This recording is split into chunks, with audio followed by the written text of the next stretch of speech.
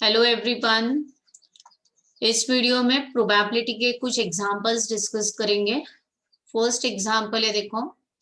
If for two mutually exclusive events A and B, probability of A union B is 2/3 and probability of A is 2/5, then what is the value of probability of B.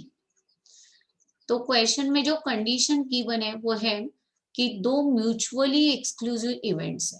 तो अगर दो events mutually exclusive होंगे तो उनका जो intersection का probability होता है वो 0 होता है। तो यहाँ पे लिख देते हैं पहले A and P R to mutually exclusive events. A and P R to mutually exclusive events, mutually exclusive events, therefore probability of A intersection B is equal to 0 होता है, राइट। म्यूचुअली एक्सक्लूसिव होगा तो उसका intersection का answer null set होता है, इसलिए probability of intersection 0 आता है। और म्यूचुअली एक्सक्लूसिव इवेंट्स के लिए इंटरसेक्शन 0 है, therefore addition theorem, probability of A union B is equal to probability of A plus probability of B minus probability of A intersection B। इस formula के अंदर अपन intersection को 0 लिखेंगे। तो यूनियन का वैल्यू है 2/3, प्रोबेबिलिटी ऑफ ए का वैल्यू है 2/5 एंड प्रोबेबिलिटी ऑफ बी को कैलकुलेट करना है। एंड इंटरसेक्शन का आंसर यहाँ पे मैंने 0 लिख दिया है because events are mutually exclusive. Then 2/3 के साइड में आपको 2/5 को माइनस में लेना है and probability of B find करना है। तो ये दो फ्रैक्शन का कैलकुलेशन करने के लिए आपको दोनों के डिनोमिनेटर सेम करने पड़ेंगे। तो यहाँ पे 2/3 जो है उसके लिए 5 से मल्टीप्लाई डिवाइड कर देते हैं, मतलब डिनोमिनेटर हो जाएगा 15 एंड 2/5 ये जो फ्रैक्शन है इसके लिए 3 से मल्टीप्लाई डिवाइड कर लेता है, बराबर ना। सो 5 3 15 हो जाएगा। फिर यहाँ पे ये वाला 5 यहाँ पे इंटू मल्टीप्लाई डिवाइड में ले लिया, ये 3 यहाँ पे मल्टीप्लाई डिवाइड में ले लिया, तो आंसर हो जाता है 10/15 minus 6/15 equal to probability of B.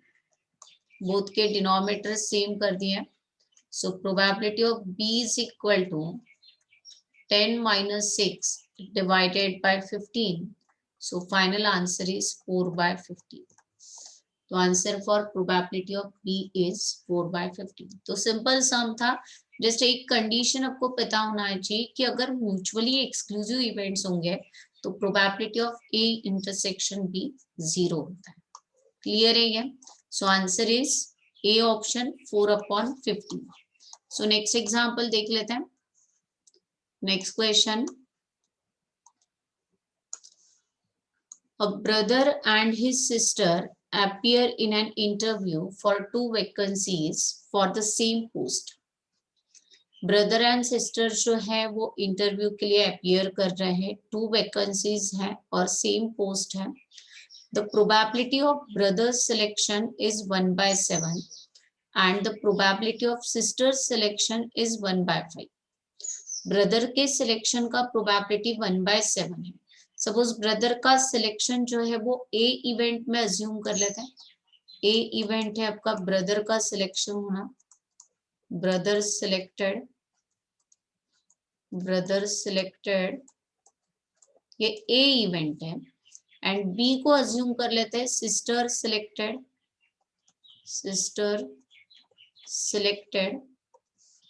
Brother selected, sister selected. अगर सिलेक्टेड ए एंड बी है तो इनके कॉम्प्लीमेंट्स के लिए क्या सेंटेंस आएंगे? ये कॉम्प्लीमेंट क्यों लिख रही मैं वो आपको आगे जाके समझ में आ जाएगा। कॉम्प्लीमेंट का मतलब नॉट सिलेक्टेड हो जाएगा, brother not selected as A complement हो जाएगा। एंड बी कॉम्प्लीमेंट हो जाएगा sister not selected, sister not selected. ये जस्ट आपको एक्सप्लेन करने के लिए यहाँ पे ज्यादा स्टेप्स दिखेंगे, अदरवाइज शॉर्ट में सम सॉल्व करते समय इतना सारा कुछ लिखने की जरूरत नहीं होती, बट अभी पूरा डिटेल में एक्सप्लेन कर रहे हैं इसलिए ज्यादा स्टेप्स दिख रहे हैं। The probability of brother's selection is 1/7, मतलब probability of A is equal to 1/7।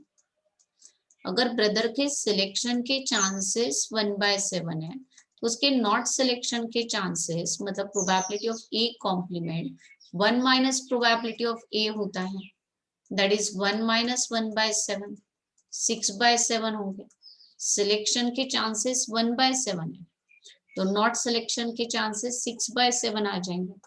Second thing, the probability of sister selection is 1/5, sister के सिलेक्शन का चांस 1/5 है, मतलब प्रोबेबिलिटी ऑफ बी इज 1/5, तो probability of B complement is 1 minus probability of B, that is 1 minus 1/5 is equal to 4/5, तो not selected के chances 4/5। What is the probability that both are selected, तो first question में आपको दोनों selected की probability find करनी। तो यहाँ पे आपको ये समझ में आना चाहिए कि ब्रदर के सिलेक्शन का इफेक्ट सिस्टर के सिलेक्शन के ऊपर नहीं होगा, मतलब ये दोनों भी आपके इंडिपेंडेंट इवेंट्स है, brother selected and sister selected, ये दोनों बातें इंडिपेंडेंट है। किसी एक के सिलेक्शन के कारण से दूसरे के सिलेक्शन का चांस चेंज नहीं होने वाला है, ये आपको समझ में आना चाहिए यहाँ पे कि this two are independent events, इसलिए प्रोबेबिलिटी ऑफ बोथ सिलेक्टेड का मतलब है आपको probability of A intersection B find करना, ए इंटरसेक्शन बी मतलब ए भी सिलेक्ट होना चाहिए एंड बी भी सिलेक्ट होना चाहिए। अब एग्जाम के लिए तो सॉल्व करते समय जस्ट इतना ही करेंगे, ये इतना सारा कुछ लिखते नहीं बैठेंगे। अब एग्जाम में जब आपको सॉल्व करना रहेगा तब आप बोथ सिलेक्टेड के लिए ए का सिलेक्शन भी होना चाहिए एंड बी का भी सिलेक्शन होना चाहिए, ऐसे सिंपल वे से सोचेंगे कि A selected and B selected, both selected का मतलब ये भी सिलेक्ट होना चाहिए ये भी सिलेक्ट होना चाहिए, तो जस्ट दोनों के बीच में आपको मल्टीप्लाई का साइन डाल देना है, 1/7 into 1/5, so answer both selected के लिए 1/35। सिर्फ प्रॉपर वे से आपको समझा रहे हैं, अदरवाइज आपका ये इतना ही टर्म आना चाहिए कि दोनों सिलेक्ट होनी चाहिए। फिर सेकंड क्या है, only one of them is selected, only one is selected, only one is selected, only one is selected का मतलब अगर ब्रदर सिलेक्ट हो रहा है तो सिस्टर नहीं होनी चाहिए, मतलब ये क्या है कि ब्रदर सिलेक्टेड ए तो उसके साथ सिस्टर सिलेक्टेड नो होनी चाहिए, so probability of A into probability of B complement, brother selected and multiply sister not selected that is उसका कॉम्प्लीमेंट, और के लिए plus sign, brother not selected होगा तो सिस्टर सिलेक्टेड होनी चाहिए, सिस्टर सिलेक्टेड होनी चाहिए, मतलब ब्रदर सिलेक्ट हो रहा है 1/7 प्रोबेबिलिटी है और सिस्टर सिलेक्ट नहीं हो रही है, सिस्टर सिलेक्ट नहीं हो रही है उसकी प्रोबेबिलिटी है 4/5 प्लस ब्रदर सिलेक्ट नहीं होना चाहिए, ब्रदर सिलेक्ट नहीं हो रहा है 6/7 इनटू सिस्टर सिलेक्ट होनी चाहिए 1/5। तो एग्जाम में तो जस्ट आपको इतने ही नंबर्स क्लिक होने चाहिए कि A selected 1/7 and B not selected, not selected 1/5 है, सिलेक्टेड 1/5 है तो नॉट सिलेक्टेड इमीडिएटली 4/5 लिख देना, प्लस ब्रदर नॉट सिलेक्टेड होना चाहिए तो 1/7 सिलेक्टेड है तो not selected 6/7 into sister selected 1/5, only one, कोई तो एक तो भी सिलेक्ट होना चाहिए, एक सिलेक्ट हो रहा है तो दूसरा नहीं होना चाहिए, तो 4/35 एंड प्लस 6/35, तो 4 + 6 10/35, सो answer is 10/35, only one is selected.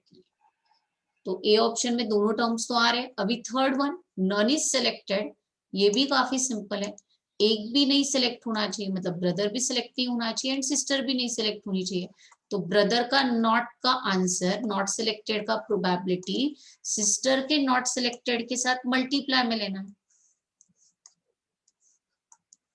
Third वाला क्वेश्चन है none is selected, probability of none is selected, that is brother भी सिलेक्ट नहीं होना चाहिए, probability of A complement and sister भी सिलेक्ट नहीं होनी चाहिए, बी कॉम्प्लीमेंट, ब्रदर नहीं सिलेक्ट हो रहा है उसका प्रोबेबिलिटी है 6/7 यहाँ से, एंड सिस्टर सिलेक्ट नहीं हो रही है उसकी प्रोबेबिलिटी है 4/5। सो आंसर क्या आ जाता है यहाँ पे 24/35। तो समझ रहा है ये सबको, 24/35 ए ऑप्शन।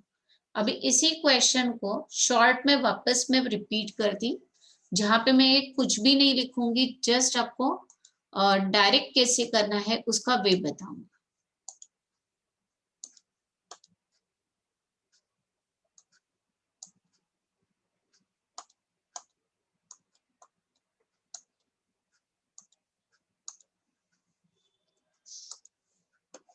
तो इसी को आप शॉर्ट में कैसे करेंगे,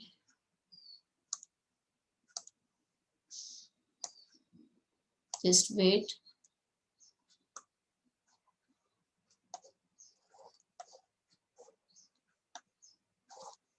यहाँ पे ले लेते हैं, ठीक है। तो यहाँ पे मैंने क्वेश्चन डिस्प्ले कर दिया है आपके लिए। अब देखो brother selected, sorry, brother selected का चांस क्या है 1/7, तो उसका नॉट का चांस, सपोज यहाँ पे मैं ऐसे सिंपल वैसे लिखती हूँ, बी ब्रदर सी सिस्टर, सिलेक्टेड का चांस 1/7, सिलेक्टेड मतलब मैं राइट मार्क करती यहाँ पे, नॉट सिलेक्टेड 1 - 1/7 6/7, ये नॉट का आंसर, ठीक है। शॉर्ट में बता रहे सिस्टर का सिलेक्शन का चांस कितना है, सिलेक्शन का 1/5, ये सिलेक्शन का चांस, नॉट का 1 - 1/5 4/5, सिंपल, नॉट का answer. First question, probability that both selected, probability that both selected, तो क्या रहेगा, ए का भी सिलेक्शन होना चाहिए, तो उसका प्रोबेबिलिटी 1/7 लिख दो यहाँ पे, ए सिलेक्टेड 1/7 एंड बी भी सिलेक्टेड 1/5, बी नहीं सॉरी सिस्टर सिलेक्टेड 1/35, हो गया ना शॉर्ट में। पहले पूरा डिटेल दिखा दिया मैंने आपको, अब ये सिंपल वैसे। Second, probability that only one is selected, probability of only one selected, only one selected मतलब क्या करो, अभी देखो ब्रदर को सिलेक्ट करना है 1/7 ले लो, बट उसके साथ कंपलसरी सिस्टर सिलेक्ट नहीं होनी चाहिए, तो देखो ये ब्रदर सिलेक्टेड 1/7 ले लिया मैंने, एंड सिस्टर नहीं होनी चाहिए तो उसके साथ 4/5 को ज्वाइन कर दो, बराबर, ये एक हो सकता है। और के लिए हमेशा प्लस होता है काउंटिंग प्रिंसिपल के हिसाब से।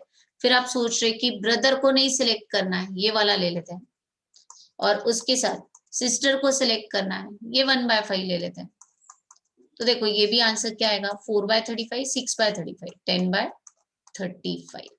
समझा क्या सिंपल वैसे।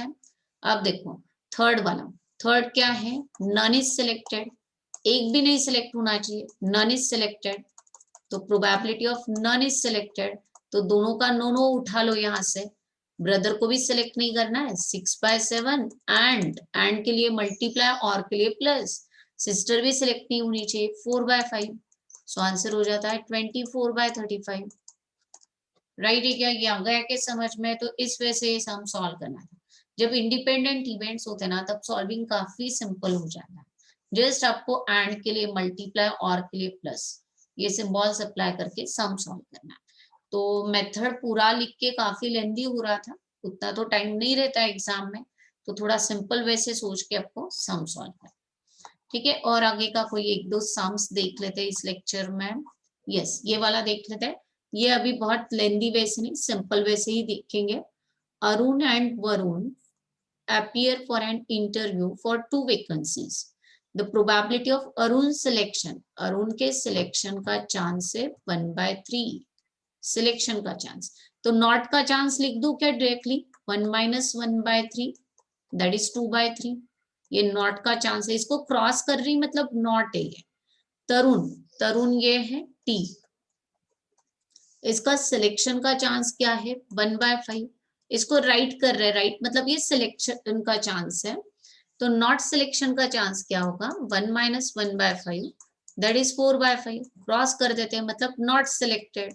सिलेक्टेड नॉट सिलेक्टेड अपने अगर बाइनोमियल सीखा है तो उसमें ऐसे दो आउटकम्स होते हैं, देखो सिलेक्टेड सक्सेस फेल्यूर, उसके जैसे ही होगा ये।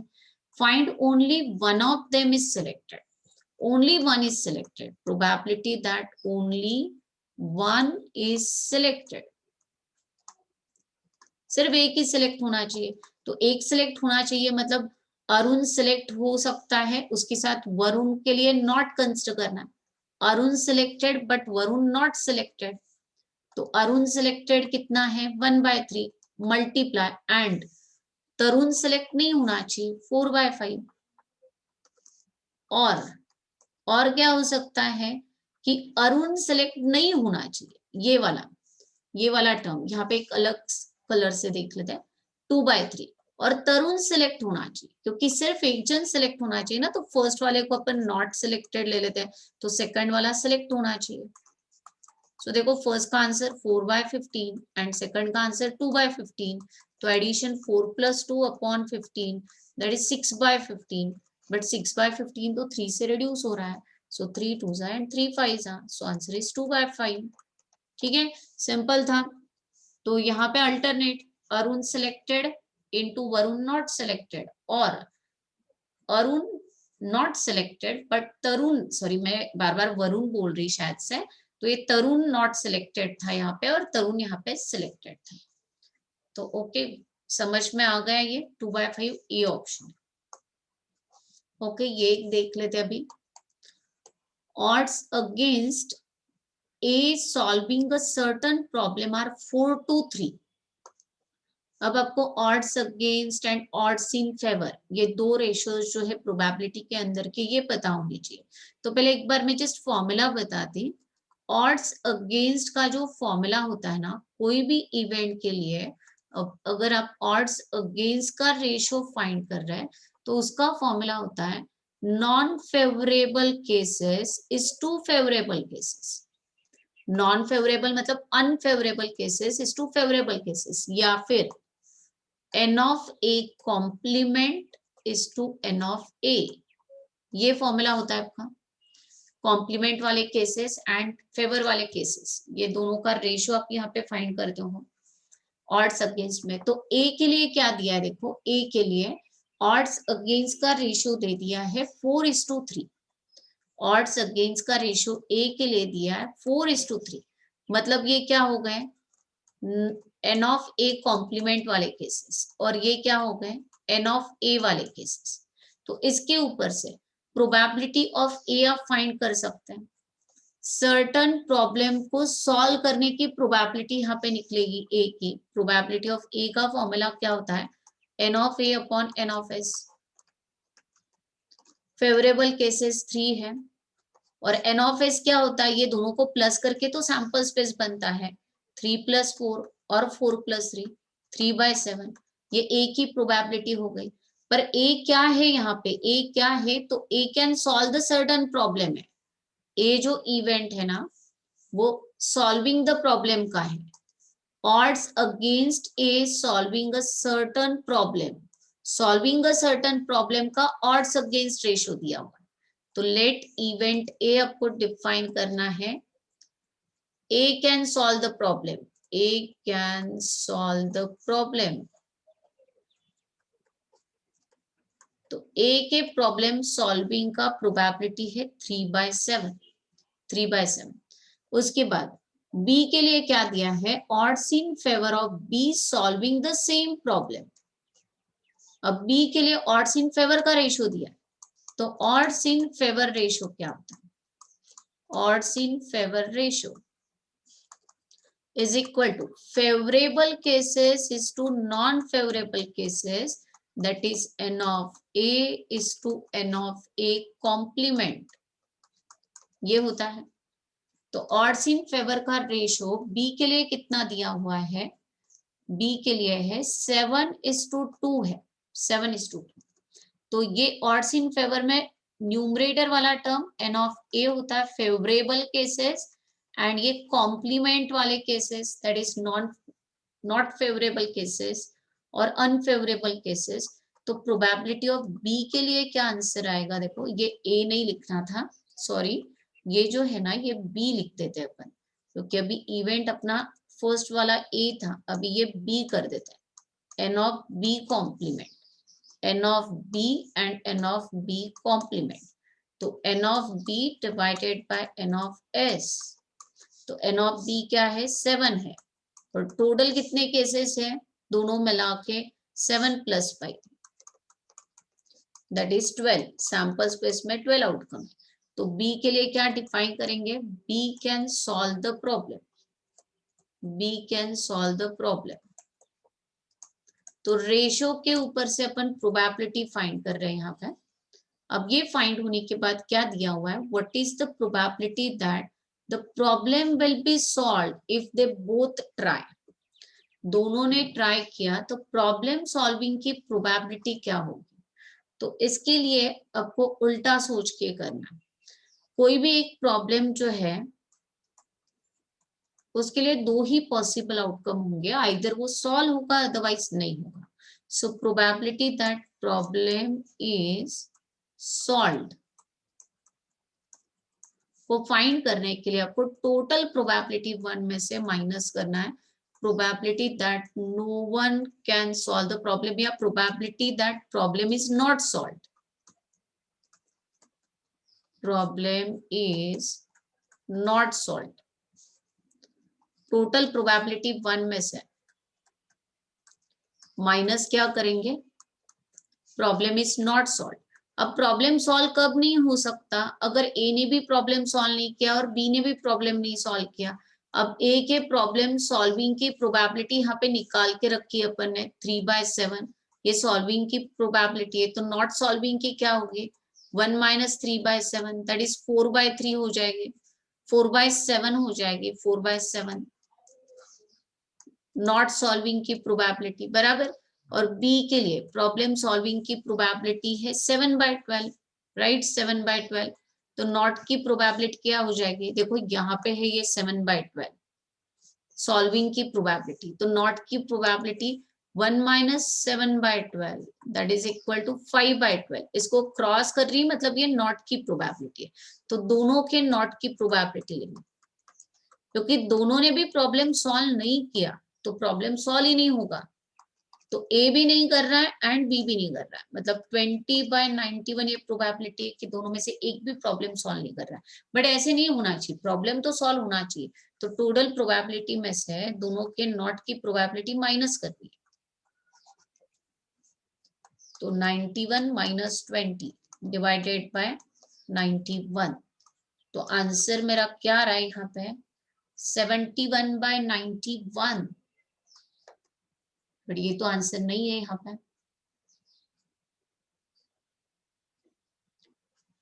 20 डिवाइडेड बाय 91, ओके, यहाँ पे एक सिली मिस्टेक हो गया। ये जो है ये 13 नहीं है, यहाँ पे ये है, ये 12 है, राइट, 5/12 है। तो ये 4 से यहाँ पे रिड्यूस करके 3 कर दो, सो आंसर आ जाता है यहाँ पे 5/7 3 = 21, 21 - 5/21, सो आंसर इज 16/21। तो प्रॉब्लम विल बी सॉल्व के लिए आंसर है 16/21। कोई भी एक प्रॉब्लम जो होते हैं उसके 2 ही पॉसिबल केसेस हो सकते हैं, आइदर वो सॉल्व हो सकता है या नहीं हो सकता है। तो नॉट सॉल्विंग की प्रोबेबिलिटी फाइंड करके 1 में से माइनस करना, या फिर ये क्वेश्चन आप दूसरे वे से भी कर सकते हैं। कैसे कर सकते हैं? तो आपको यहाँ पे प्रॉब्लम सॉल्व होना चाहिए उसकी प्रोबेबिलिटी पूछिए ना, तो इसका मतलब है कि कम से कम एक स्टूडेंट ने तो भी प्रॉब्लम सॉल्व करना चाहिए, तो प्रॉब्लम सॉल्व होगा ना। देखो प्रॉब्लम सॉल्व कब होगा? अगर ए ने राइट किया, बी ने रॉन्ग किया, प्रॉब्लम सॉल्व होगा। या फिर ए ने रॉन्ग किया बट बी ने किया, प्रॉब्लम सॉल्व होगा। या फिर दोनों ने किया तो भी प्रॉब्लम सॉल्व होगा। तो अब अगर डायग्राम के थ्रू जाएंगे तो देखो ये जो फर्स्ट केस है, ए ने सॉल्व किया, बी ने नहीं किया, वो ये रीजन में आएगा। Only A can solve the problem. Problem solve हो रहा ही है ना, इसमें कोई भी एक ने किया तो भी प्रॉब्लम सॉल्व हो रहा है।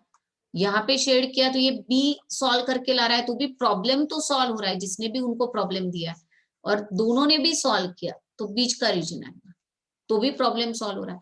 तो ये सारे दोनों सर्कल कंप्लीटली शेड हो रहे हैं। इसका मतलब यहाँ पे अगर मैंने probability of A union B find किया तो भी मेरा आंसर आ सकता है, क्योंकि एटलीस्ट एक ने तो भी प्रॉब्लम सॉल्व करना चाहिए। तो उसके लिए आप एडिशन थ्योरम के थ्रू भी जा सकते हैं, P of A plus P of B minus P of A intersection B. तो पी ऑफ ए तो है आपके पास, क्या है P of A 3/7, P of B भी है आपके पास 7/12, बट इंटरसेक्शन नहीं है। तो इंटरसेक्शन के लिए आपको ये मल्टीप्लाई का थ्योरम यूज करना है, क्योंकि दीज आर इंडिपेंडेंट इवेंट्स, दोनों इंडिपेंडेंटली सॉल्व कर रहे हैं, ऐसे ही अज्यूम करके करना है। तो 3/7 प्लस 7/12 माइनस 3/7 इंटू 7/12। सो 3/7 प्लस 7/12 माइनस ये 7 कट हो रहा है और यहाँ पे बचेगा 3/12। तो अब ये जो है ये दो टर्म्स को सॉल्व करना, 3/7, 7 और 3 का डिफरेंस 4 आता है, 4/12। तो 4/12 आने के बाद इसको और फर्दर सिंप्लीफाई करेंगे, 3/7 प्लस 1/3 आ जाएगा। देखो ये 4 1s एंड 4 3s, और यहाँ पे मैंने ये 7 और 3 का डिफरेंस निकाला क्योंकि 12 कॉमन डिनोमिनेटर है। तो 3 3s 9, 7 1s 7, cross multiply upon 21, तो आंसर वही आता है, बट इसमें ज्यादा टाइम जाता है। इसलिए जनरली प्रॉब्लम सॉल्विंग का क्वेश्चन आ गया ना ऐसे कि what is the probability that problem is solved, तो उस केस में आपको टोटल प्रोबेबिलिटी में से नॉट की प्रोबेबिलिटी लेस करनी। ठीक है, तो ये मेथड आ गए होंगे सबको समझ में। कुछ भी आपके डाउट्स है तो आप कमेंट बॉक्स में मैसेज कर सकते हैं। Okay then, bye bye and thank you.